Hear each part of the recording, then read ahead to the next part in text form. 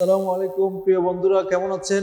আজকে আপনাদেরকে একটা বিশেষ গুরুত্বপূর্ণ বিষয় অবগত করার জন্য উপস্থিত হয়েছি। বিশেষ করে আমি আজকে বুখারী শরীফের 2101 নম্বর হাদিসটা আলোকপাত করব, যেখানে আবু মুসা রাদিয়াল্লাহু তাআলা থেকে হাদিসটি বর্ণিত। রাসূল সাল্লাল্লাহু আলাইহি ওয়াসাল্লাম ইরশাদ করেছেন, সৎসঙ্গী ও অসৎসঙ্গীর উদাহরণ হচ্ছে সুগন্ধি তথা আতর বিক্রেতা এবং কর্মকারের হাফর বিক্রেতার মতো। কেউ যদি আতর বিক্রেতার কাছে আতর কিনতে যায় অথবা নাও কিনে, তাহলে সে উপকৃত হবে। সে শূন্য হাতে ফিরে আসবে না, হয়তো সে সুঘ্রাণ পাবে আতরের। তদ্রূপ কেউ যদি কর্মকারের কাছে হাফরের কাছে যায়, সে ওইখান থেকে দুর্গন্ধ, অন্তত তার কাপড় পোড়ার সম্ভাবনা থাকে।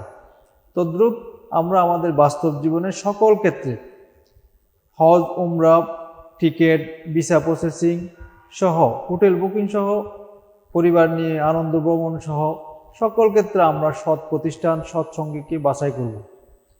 কারণ সৎসঙ্গে স্বর্গবাস, অসৎসঙ্গে সর্বনাশ একটি কথা প্রচলিত রয়েছে।